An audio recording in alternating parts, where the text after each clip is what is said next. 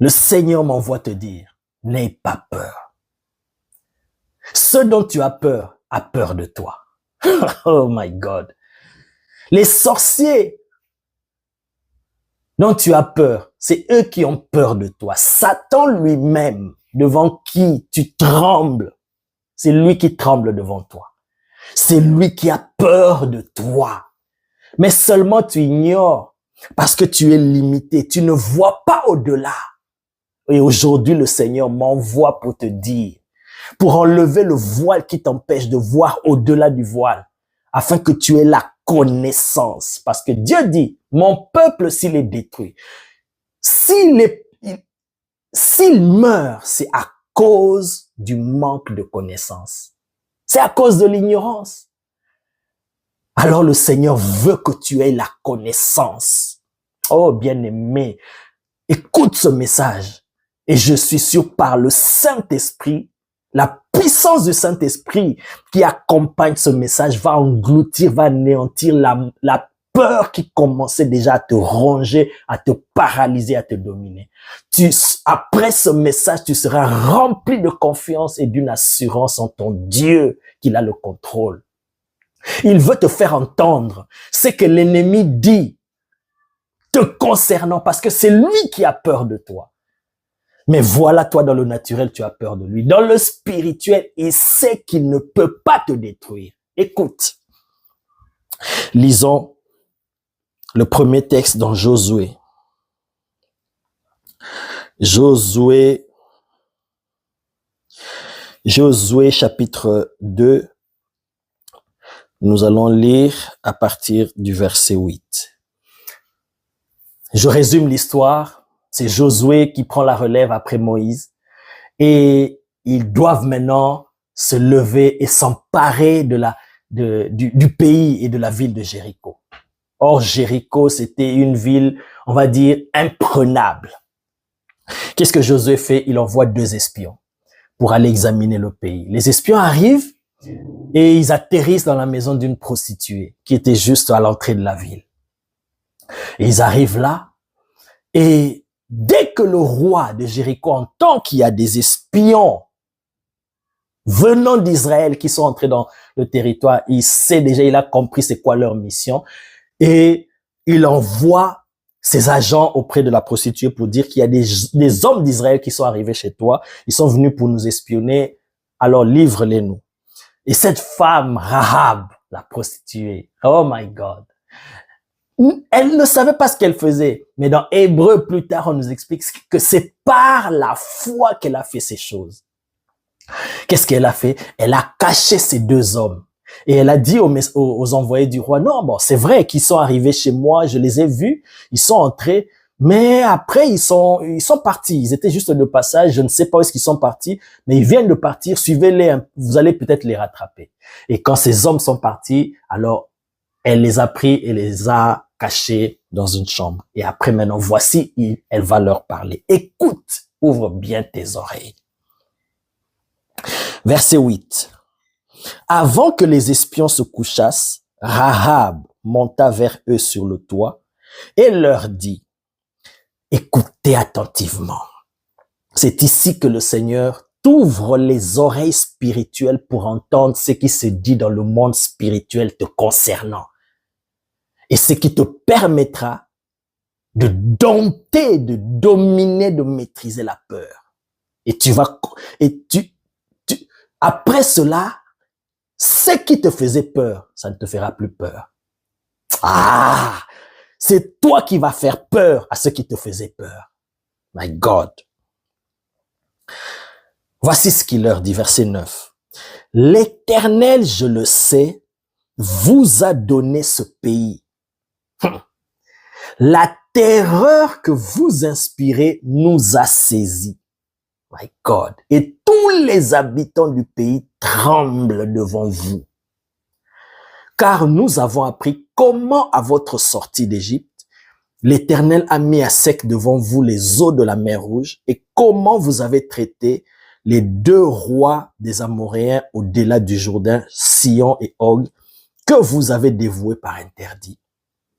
Nous l'avons appris et nous avons perdu courage. Et tous nos esprits sont abattus à votre aspect, rien qu'à vous voir venir. Vous êtes accompagnés par la gloire de Dieu. Vous-même, vous n'êtes pas conscient. C'est la prostituée qui leur explique. My God, car c'est l'Éternel, votre Dieu, qui est Dieu en haut dans les cieux et en bas sur la terre. My God. Cette femme leur explique. En fait, vous avez semé la terreur en nous. Nous, ici, les habitants du pays, nous tremblons quand nous entendons que vous venez nous combattre. Nous sommes en train de trembler. Rien qu'à votre aspect, nous avons entendu qu'il y a Dieu qui vous accompagne, c'est qu'il a accompli avec vous. Et c'est lui qui marche avec vous, c'est lui le véritable Dieu. Donc, tel que nous sommes là, nous tremblons tous dans le pays. Mais pendant ce temps, que là, dans le pays, dans la ville de Jéricho, les gens tremblaient concernant les enfants d'Israël. Et là-bas, ils tremblaient, ils avaient peur. Ils étaient paralysés, ils ne savaient même pas comment conquérir la ville de Jéricho. C'est eux qui avaient peur, au point même d'envoyer des espions. Oh my God, Dieu a permis cela pour que Josué ait du courage. Après cela, vous allez voir que Josué a pris du courage. Parce qu'il a compris que même, moi j'ai peur, alors que c'est eux là-bas qui ont peur de nous. Mais eux là-bas, ils vont pas vous présenter cette peur qu'ils ont. Le diable a peur de toi, bien-aimé. A peur de toi, racheté par le sang de Jésus. Les sorciers dont tu as peur là, qui te font trembler, qui t'empêchent, tu entends qu'il y a des sorciers qui se réunissent et tu n'arrives pas à dormir. Bien-aimé, en tant qu'enfant de Dieu racheté de Christ, dors! C'est le sorcier qui va avoir peur de toi. Tu es dans ta maison, tu reçois un oncle, tu reçois un neveu qui vient du village et tu commences à avoir peur. Parce que tu ne connais pas son état d'âme, tu as appris que c'est un sorcier et tu commences même à jeûner alors que tu n'avais pas un programme de jeûne. Tout ça pourra parce que tu as peur, bien aimé. Mais c'est lui qui a peur de toi. Dans le monde spirituel, ils savent qui tu es. Ils savent que tu es en Christ, tu es inaccessible. Ils ne peuvent pas te détruire. Mais pourtant, dans le naturel, c'est toi qui as peur. Aujourd'hui, le Seigneur veut te faire entendre ceci pour que tu comprennes que tu n'as pas à avoir peur. N'aie pas peur du lendemain, bien-aimé. N'aie pas peur des combats, mais n'aie pas peur des sorciers. N'aie pas peur du rejet. Dieu est avec toi. C'est le camp de tes ennemis qui doit trembler et qui tremble. Voilà pourquoi le Seigneur dit, mon peuple est détruit, parce qu'il lui manque la connaissance. C'est parce que nous ne connaissons pas ce qui se passe dans le spirituel que nous avons peur. Mais si nous sommes remplis de connaissance de notre identité, de notre réalité spirituelle, écoutez ce que cette femme a dit. Et tous nos esprits sont abattus à votre aspect. Rien qu'à vous voir, bien-aimé. Est-ce que tu sais qui tu es dans le monde spirituel? Quand tu marches, que le Seigneur t'ouvre les yeux pour que tu comprennes qui tu es. Aïe, aïe, aïe. Le serviteur d'Élisée vient dire à Élisée, maître, c'est fini pour nous ici. Les ennemis nous ont remplis. Il y a des chars ici. Élisée n'avait pas peur. Pourquoi? Parce qu'il n'était pas ignorant. Parce qu'il avait la connaissance de son identité. Lui, il savait et il voyait ce qu'il y avait autour de lui. Il avait accès dans le spirituel. Il dit, Seigneur, ouvre à mon serviteur les yeux. Quand le serviteur, les yeux s'étaient ouverts, les yeux, c'est dans le domaine spirituel.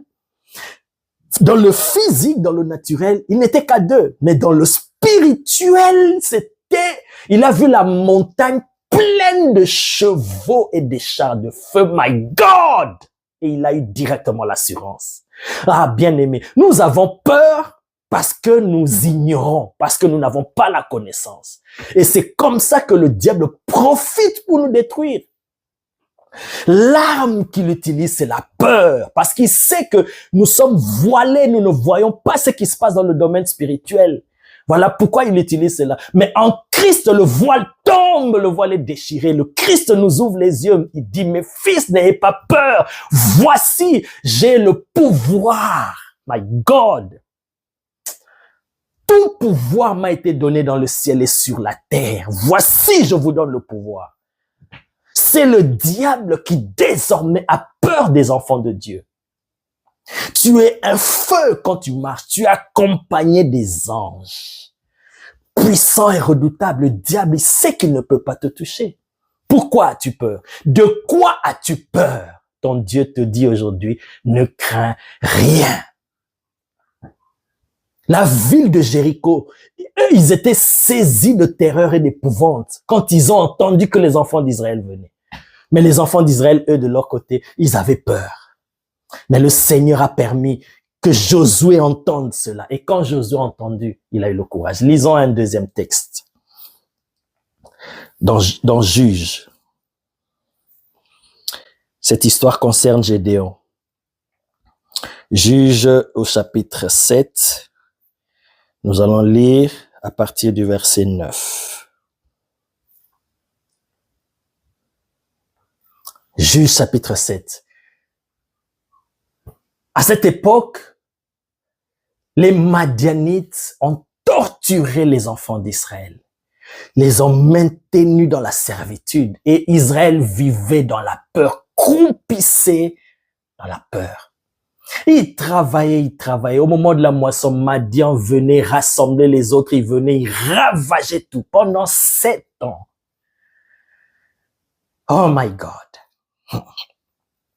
Écoute comment ça va se terminer. Dieu apparaît à Gédéon et lui dit, vaillant héros, je vais t'envoyer pour libérer mon peuple. Gédéon, déjà Gédéon, quand l'ange lui apparaît, l'ange de l'Éternel, Gédéon était en train de travailler rapidement et même sous la peur parce qu'il voulait préserver un peu de moisson qu'il avait. Parce qu'ils étaient dans la peur que l'ennemi vienne ravir. Il était déjà lui-même saisi par la peur. Et au point que quand l'Éternel lui a parlé, c'était difficile d'entrer, bien aimé. La peur peut te paralyser à un point que tu doutes même de Dieu.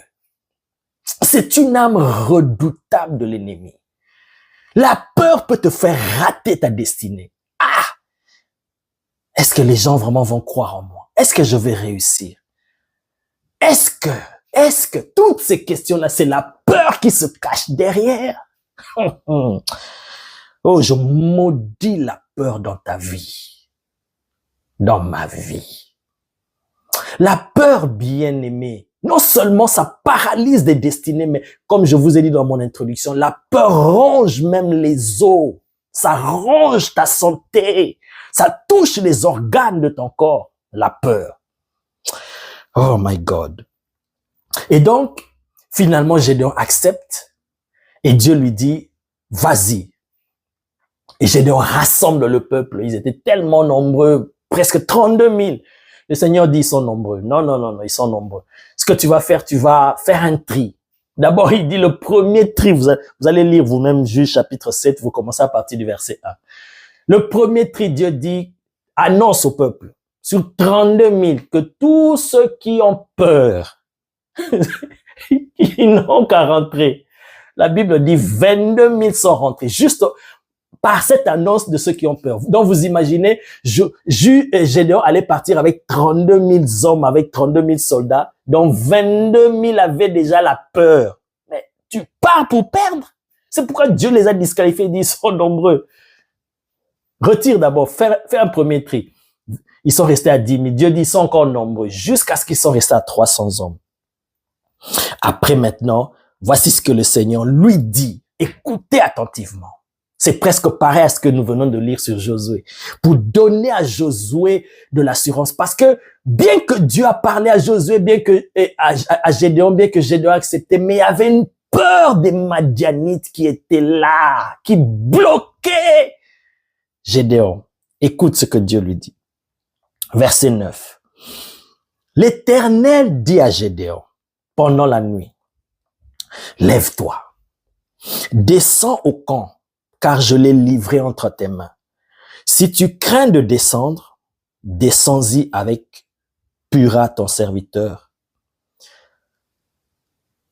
Tu écouteras ce qu'ils diront. Et après cela, tes mains seront fortifiées. Vous entendez? Donc Dieu, il voit, il sait que oui, j'ai dû accepter. Mais il y a une forme de peur qui est encore enfouie en lui. Et je vais enlever cela. Et voici la stratégie que Dieu lui donne. Il dit, va dans le camp de ses ennemis-là. Si tu as peur d'aller seul, prends ton serviteur. Verset 11. Tu écouteras ce qu'ils diront et après cela, tes mains seront fortifiées. Donc, ça veut dire tu auras du courage. Tu vas vaincre la peur. Tu auras l'assurance. Il dit, descends donc au camp. Il descendit avec Pura, son serviteur, jusqu'aux avant-postes du camp. Madian, Amalek et tous les fils de l'Orient étaient répandus dans la vallée comme une multitude de sauterelles. Donc ça veut dire qu'ils étaient tellement nombreux. Ils étaient déjà là prêts. Ils s'étaient réunis pour attaquer Israël. My God. Et leurs chameaux étaient innombrables comme le sable qui est sur le bord de la mer. Maintenant, toi, Gédéon, avec 300 hommes, tu vas aller les combattre. Bien-aimé. Aïe, aïe, aïe, verset 13. Gédéon arriva. Et voici un homme racontait à son camarade un songe. Il disait, j'ai eu un songe. Et voici un gâteau de pain d'orge roulé dans le camp de Madian. Il est venu heurter jusqu'à la tente et elle est tombée. Il l'a retournée sens dessus, dessous et elle a été renversée. Donc c'était un songe et son camarade répondit. Son camarade explique le songe. Dans le camp ennemi, eux-mêmes, ils ont le songe et ils ont l'interprétation du songe. Et Dieu permet à Gédéon d'entendre ce qui se dit dans le camp ennemi le concernant. My God. Son camarade répondit et dit, ce n'est pas autre chose que l'épée de Gédéon, fils de Joas, homme d'Israël. Dieu a livré entre ses mains Madian et tous les camps. Lorsque Gédéon eut entendu le récit du songe et son explication, il se prosterna, revint au camp d'Israël et dit, levez-vous, car l'Éternel a livré entre vos mains le camp de Madian. Vous voyez, parce qu'il a entendu le songe et l'explication, il a compris. Ah, donc, nous, on a peur. Moi, là, j'ai peur. Je fais des calculs, 300 hommes, comment on va combattre? On a peur. Et ils nous ont torturés pendant 7 ans. C'est à cause de l'ignorance. Aujourd'hui, là, je comprends que eux-mêmes, ils ont peur de nous. Eux-mêmes, ils savent que notre Dieu les a livrés entre nos mains. Il revient quand c'est lui qui motive les troupes. My God! Il dit, levez-vous, car l'Éternel a livré entre vos mains le camp de Madian. Oh, bien-aimé. Ce qui te fait peur, si tu as la révélation de la parole de Dieu, si tu as la connaissance de Dieu, bien-aimé, tu n'auras plus peur. Parce que l'ennemi lui-même, il a peur de toi. Dans le camp ennemi, eux, là-bas même, dans leur réunion des sorciers, dans leur réunion des occultistes, même si on dit ils sont de, je ne sais pas, quantième degré dans leur loge, eux-mêmes là-bas, ils savent que ceux que nous méprisons là, qu'on appelle les chrétiens, ils sont dans une autre dimension. Ils sont protégés. Satan même, leur chef, a reconnu. Il dit à Dieu, mais Job, moi, j'essaie de le toucher, mais je n'arrive pas. Si Satan lui-même, leur chef, il sait qu'il ne peut pas toucher Job, à combien plus forte raison ses subalternes? Ils savent qu'un enfant de Dieu né de nouveau, ils ne peuvent rien contre lui. Mais plutôt, c'est nous qui ignorons et nous avons peur, nous vivons dans la peur, nous croupissons dans la peur et nous ratons les opportunités que le Seigneur présente devant nous à cause de la peur. Ah, bien-aimé, quelles que soient les situations qui se présentent devant toi, n'aie pas peur. Sache que ton Dieu est plus fort. Ton Dieu marche avec toi. Et c'est lui qui te rend redoutable aux yeux et aux oreilles de tes ennemis.